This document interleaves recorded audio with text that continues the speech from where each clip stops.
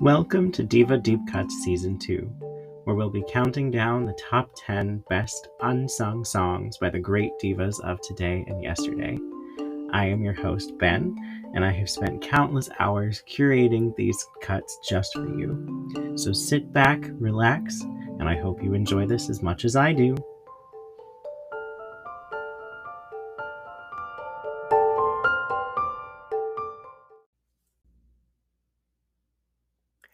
This week, we are spotlighting none other than the elusive chanteuse herself, the one and only Mariah Carey. Not only was she one of the primary inspirations of this podcast, which you can read about on my blog at divadeepcuts.com, but she's also one of the most accomplished songwriters, vocalists, and producers out there, holding her own with the best of them and always creating a sound and creative vision that is uniquely hers and that is hard to imitate with her multi-octave voice and whistle register prowess. However, today's episode is going to be a slight deviation from normal due to outside circumstances. So I have a day job because unfortunately this podcast does not yet support me that it can be my primary occupation. So my day job has been very, very busy, and I have been listening to my playlist of specially curated Mariah Carey songs, and I just cannot bring myself to rank all of them from 10 to 1. I know what my number 1 is, and that will be mentioned at the end, and it will be the last in the list. But 10 through 2 are not going to be ranked. They're just going to be in chronological order through her catalog because I just had such a heck of a time ranking them.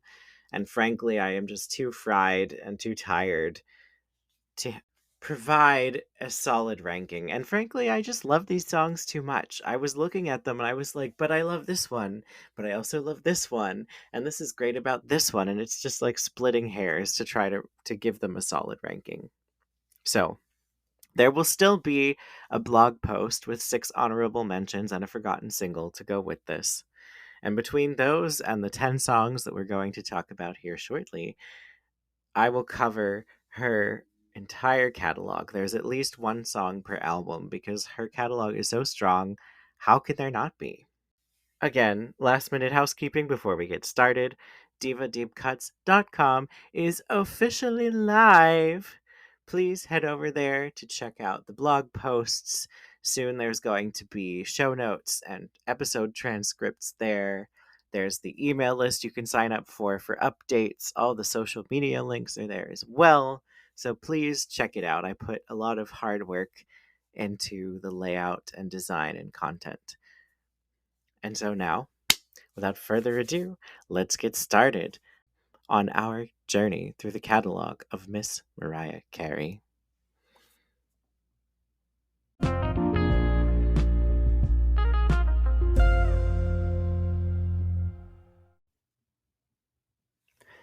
First up is Vanishing from her debut album, Mariah Carey. I got chills just listening to it now. And I do every time, I think. To me, it is such a great amalgamation of all of her strengths and skills as an artist. And the fact that this was on her debut album really makes a statement about the talent that she has to offer. It has exquisite penmanship in the lyrics that give a wisdom and poetic soul that seemed far beyond her years. Everything is just so evocative in the lyrics with the feelings and the situation.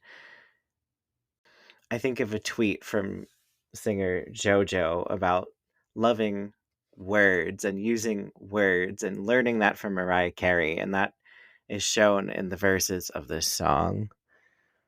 But then there's also the vocal performance that starts off in her lower register, more subdued. And then in the second chorus, she makes the jump and she does all sorts of runs, and there's a whistle note coming through. There's beautiful harmonies on the background vocalists that wrap around it almost like a gospel choir. And it's just vocally stunning from beginning to end as well. There is a great live version on YouTube that's well known amongst the Lamley for this song, where Mariah and her background vocalists were doing it during rehearsals for a Saturday Night Live performance. And she sounds pretty much the same as she sounds on record, and it's just stunning. So yeah, there were some others from her debut that were in contention, but when I really sat and thought about it, I was like, this may not be a deep cut to the Lamely, but I don't think, which is the name for Mariah's fans, the Lambs. So I don't know that anything in this episode is going to be a deep cut for them. I just hope they are satisfied with my choices. But yeah, this one is just undeniable and fantastic, and I just had to include it.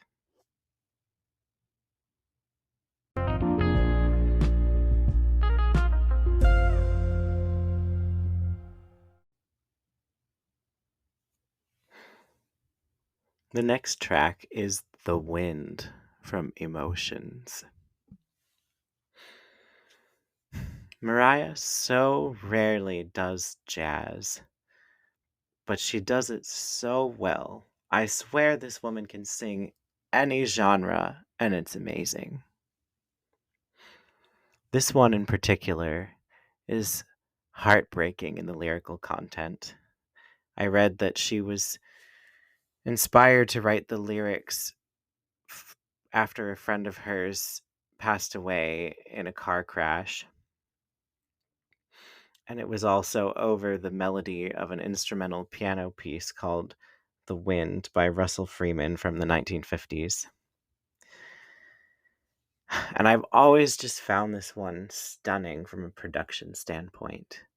It opens with just wind sound effects, Mariah's vocals, and a piano. And then there's not really a chorus, but on the second or third verse, it opens up with a string bass, a light electric guitar, and some percussion.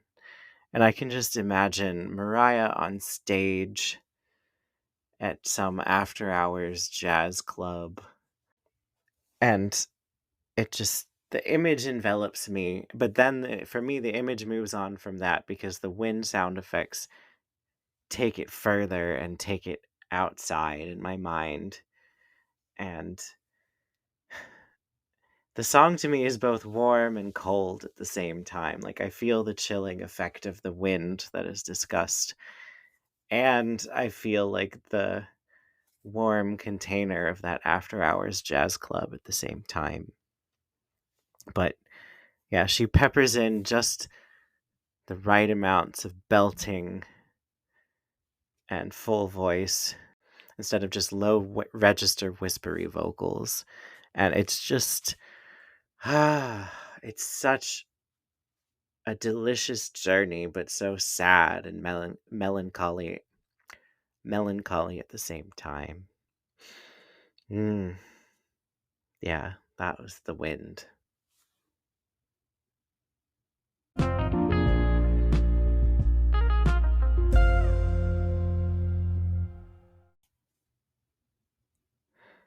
The next song is Baby Doll from Butterfly. This one is a co-write with Missy Elliott, and if you check out Mariah's memoir, The Meaning of Mariah Carey, there's a humorous anecdote about the writing session for this song. I won't spoil it though, you have to check out the book. Yeah, she also shared production credit with Stevie J and Corey Rooney on this one. And it just has a very warm, smooth 90s R&B production on it. You know, I have my own personal history with this one, where when I first discovered the Butterfly album years ago, this was I thought at the time one of my least favorites. I don't know, I would skip it and just go on to some of the things in the back half of the record. But as I've continued to have anniversaries of my own and refine my and deepen my music taste, I've really come to appreciate the subtleties in this track. Mariah gives a subdued vocal performance except for some belting, but again, the verses just create such evocative imagery of her sitting around and fantasizing in her hotel suite. And the bridge, like people go on and on about Taylor Swift bridges, but Mariah Carey was the OG bridge writer. Let me just read to you the lyrics of the bridge because it's kind of hard to pick out exactly what she's saying if you're not paying really close attention or have really good headphones on because she's almost pulling a Toni Braxton and mumbling the words and not enunciating a lot. She says, "Slipping into dreams, I feel my love surround you. My subconscious seems to weave itself around you. Do you care for me beyond idolization? Tell me how you feel, but don't keep me at bay because I won't be waiting long." And I'm just like, wow, that is just, uh, again, like I was talking about on Vanishing, like the vocabulary that she strings together in it seems so effortless and it rolls off the tongue so easily and has a really interesting scheme with the rhyming, and yet it's also nothing that like I personally would ever think together to describe a scene or a feeling, and she just does it so well with such I don't know if intellectual is the right word, but just such unique and amazing penmanship with the words that she writes. Like it both captures exactly what's going on and is nothing that I think most people could sit down and pull together without really spending a lot of time agonizing over word choice. And Mariah Carey just seems to have it flow through her from some divine place. So that's Baby Doll. Butterfly, I think, is one of her strongest albums as a whole. So, if you have other favorites from Butterfly, please let me know.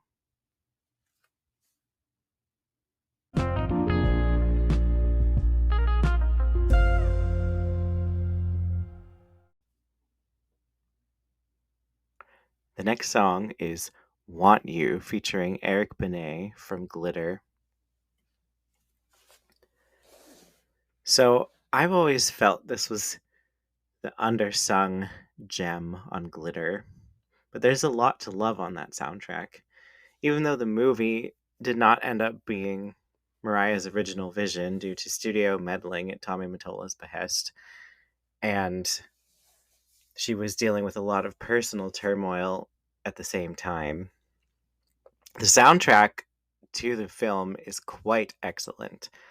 I remember it was the Mariah album I liked best when I first came around to listening to her music as a teenager. Now that I know her catalog more deeply than I did, it doesn't hold the same level of esteem, but I still really enjoy it and think there's some great productions on here. So I picked this one because I feel like it doesn't get enough love, but I really love it every time it comes on. There was an interview where Mariah said she wanted it to sound like an updated song by the SOS Band, which their biggest hit is Just Be Good to Me, for those who don't know who that is. And it really does now that I know that. I didn't know that for years, but I always loved it. It's just so sensual and has this almost watery vibe. And I just really love the blending of Mariah Carey and Eric Benet's voices. They harmonize so well together. The tone, I don't even know if tone's the right word, just the delivery on the background vocals is like nothing Mariah has ever done before or since. And I think it really sells the song even more. Like it's just very compelling. It's very sexy. It's very um I don't know, it's a mood. And it's one that, like, sometimes I don't think about it, but when I hear it, or if I'm listening through the Glitter soundtrack, I'm just like, ah, yes, this is it. This is great. And it even fits some of the plot in the movie, because Eric Benet was in the film as a fictional recording artist, and so he and Billy Frank, Mariah's character, did a duet together. So that's how the song came about, but I think it really stands well on its own too. Like, of course, there's the belting at the end, and Mariah shows off, but that part's fun, but I don't think it's the best part of the song. For me, it's the background vocals and the instrumental lines that Jimmy Jam and Terry Lewis did on the same instruments and soundboards they worked with in the 80s with the SOS band. So, yeah.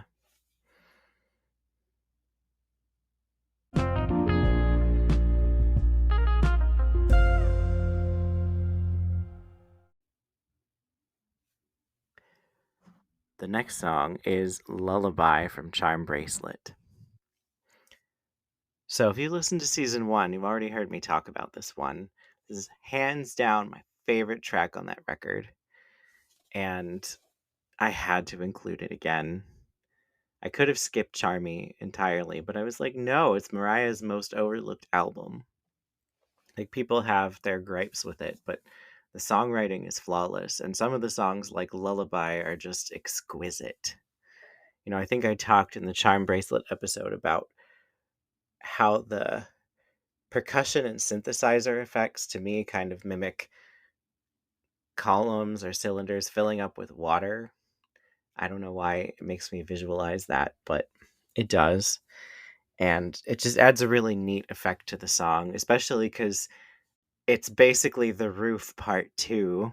And so that song is kind of like a evening, night, making love on a rainy night kind of feel. And yeah, I just love it so much. I'm not going to go on too much since I've talked about it before, but I absolutely had to include it here. And if you have a Spotify account, go check out season 1, where we did album reviews instead of deep cuts countdowns.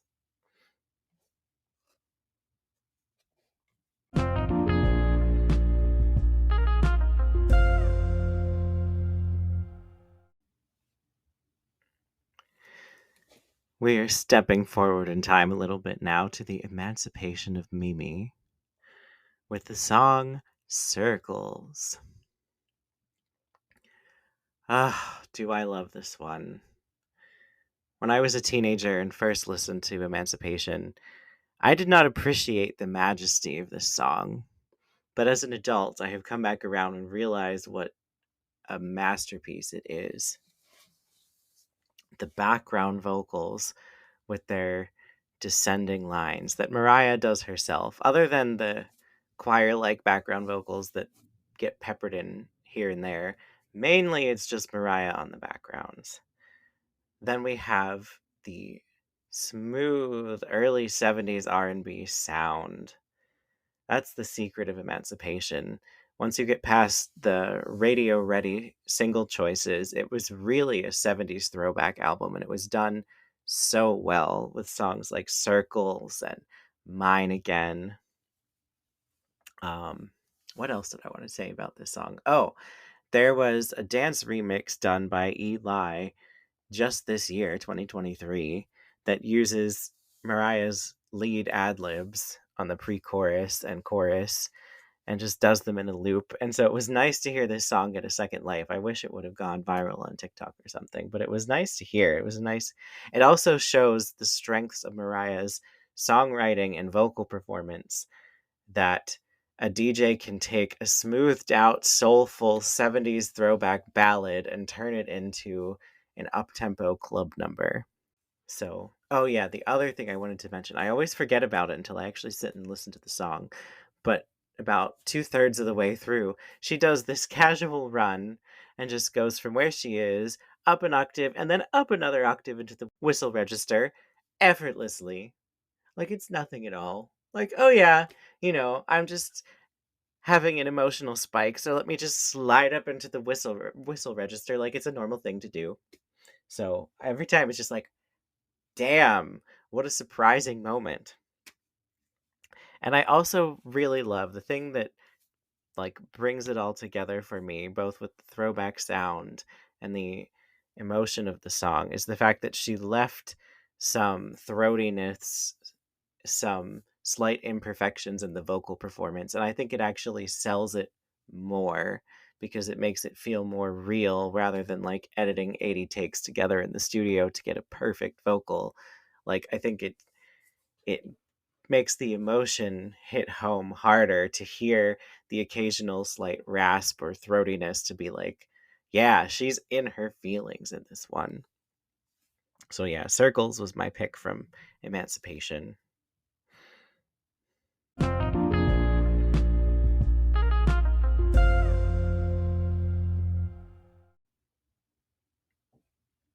Oh, I have to cool off after that one. I know you didn't hear it, but I just did. The next one is I'm That Chick from E equals MC squared. Ah, why was this not the second single? The label had two Stargate productions to pick from, I'm That Chick and Bye Bye, and they went with Bye Bye, and it underperformed after the huge hit that was Touch My Body. So, a huge missed opportunity, in my opinion, because it's something different from Mariah, which is why I love it. It's just a laid back disco stomper. It's fun to dance to, but you can also just kind of sit on the couch and groove if you want to as well. Um, Other than at the climax of the bridge where she does a little belting, it's a very subdued vocal performance, but it still has a lot of energy to go along with the thumping bass line of the song. It's just really smooth and fun.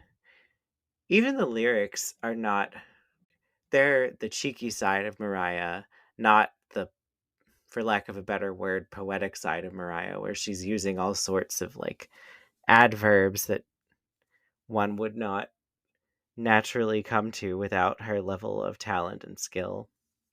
But it's just fun, like when the cheeky lines like I think it's what, like Pac eyes on me in a reference to Tupac, the flavor like ice cream in the chorus. Yeah. I remember this was featured in like some of the promos. She did like promo slots for MTV that were humorous with like a talking dog. One of them, she was rehearsing this song, and I so wish it had been a single, like I said before. But yeah, I just love it. Stargate is at the top of their game. She really brought out the best in them because she is the type of artist who she has producers adapt to her sound and vision instead of just making a song that sounds like a run of the mill song by those producers. I wouldn't know this was a Stargate production if I hadn't read the credits. So, yeah, this is probably my most played song on E equals MC squared.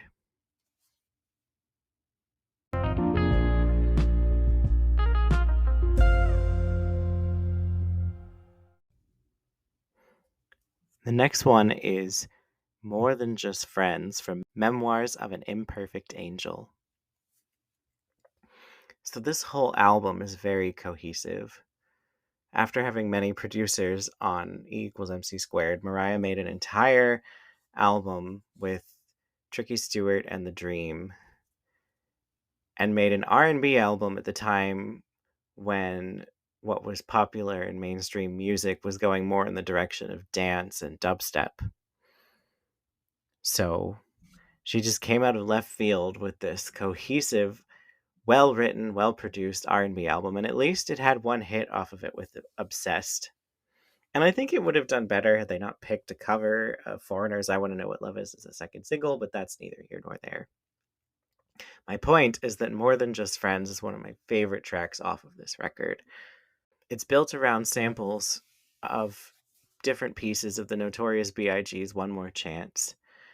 Mariah based her background vocal arrangements off of it, and the piano parts and percussion are loosely based on some of the lines in that track. But the thing that sells it for me is the way that the vocals just weave and thread through the whole thing. Something about when she lands on that boy note in the chorus and pre-chorus, it just it like resonates like a gong in all the best of ways. That note in particular also makes me think of Ghost Town DJ's My Boo. And that moment that repeats just anchors the song for me, but the whole song is just so much fun. I mean, lyrically it's a playful song with a lot of references to like luxury food and shoes, and is about, two people who are friends but are getting the vibe that maybe they want to take some steps beyond that. But the whole thing, the way that it just bounces along and it just carries itself through to the end, it never gets boring.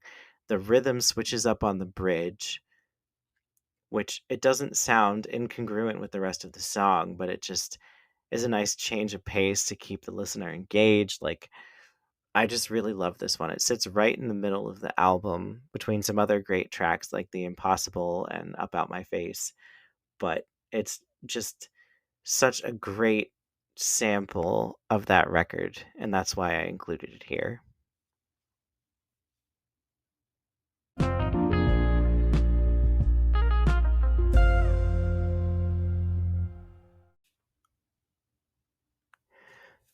Moving on to a song from Me I Am Mariah, the elusive chanteuse. This one's Make It Look Good. This has such a fun throwback vibe.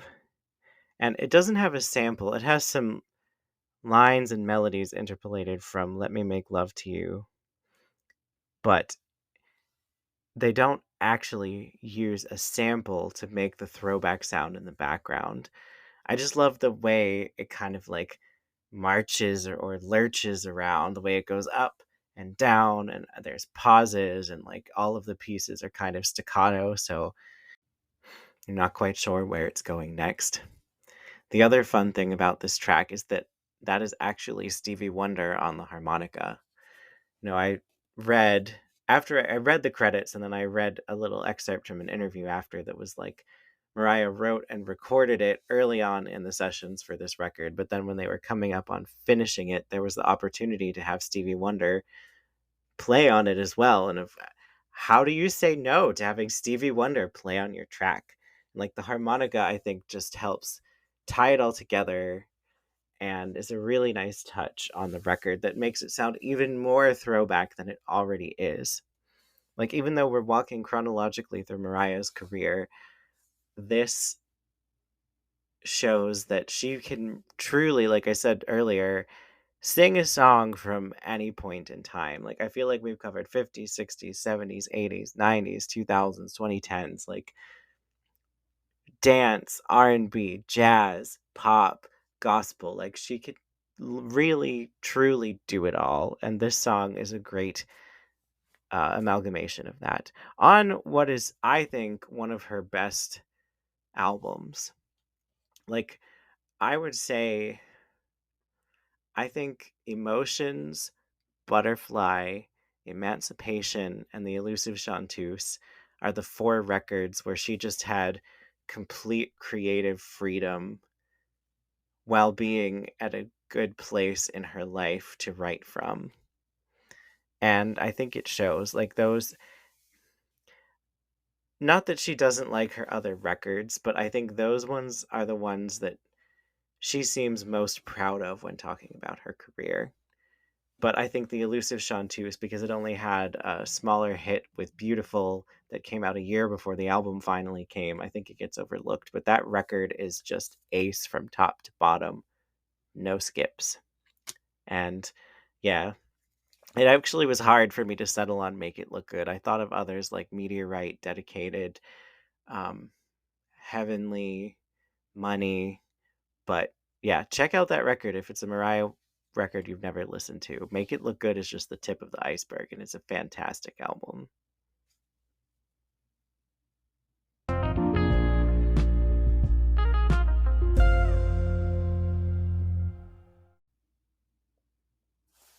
I said I did have a number 1 picked out, so let's have a drum roll. My number 1 favorite Mariah Carey deep cut is Stay the Night from the Emancipation of Mimi. This song just picks me up, carries me away every time I hear it. If I am watching a show, a video, a movie, or talking to people, or just listening to people talk, and I hear anything remotely resembling the title of this song, I immediately will just be singing the chorus for the rest of the day. One of the things that makes me love it so much, besides the strength of the hook in the chorus, is that Mariah sings the entire thing in full voice and belt, and it's fantastic. There's also beautiful, angelic background vocals underneath that just cushion the song and are a nice contrast to Mariah's very upfront, in-your-face lead vocals. It incorporates a great sample of Betcha by Golly Wow by the Stylistics, and it is just such a fun experience from beginning to end.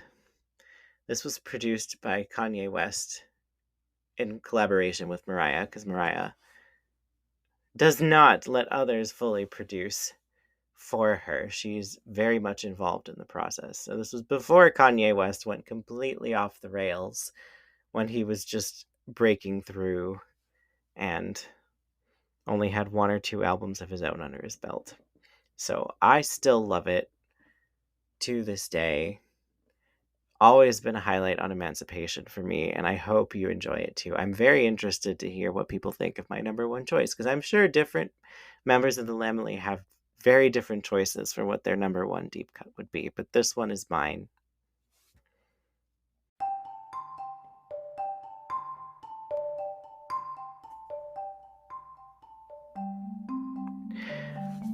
Thank you so much for journeying through Mariah Carey's best deep cuts with me. I could have easily made this episode twice as long, because Mariah is such an amazing songwriter, producer, and vocalist, and has so many excellent songs in her catalog. But I tried to really think hard and think broadly across her whole discography to distill it down to my 10 favorite deep cuts, non-singles, for you all to listen to. But as always, I love to hear your opinions. Please, feel free to answer the question on Spotify. Feel free to comment on the Mariah Carey blog post at divadeepcuts.com, which is finally live. And don't forget to subscribe to the email list while you're there to get updates on production elements, future episodes, bonus episodes, etc. All things Diva Deep Cuts. And again, don't forget there is the option to subscribe directly to the podcast and get subscriber exclusive bonus episodes. Some of you may have noticed, speaking of this topic, that I didn't include any tracks from the Rarities collection Mariah released in 2020, and that was intentional, because that is going to be a bonus episode sometime during this season. So you'll have to subscribe if you want to hear my commentary on the vault tracks that were included on the Rarities. So thank you so much again for listening, whether it's on Spotify, Google, Apple Podcasts, wherever you get your podcasts. I appreciate you coming on these journeys every week with me, and I look forward to seeing you next time.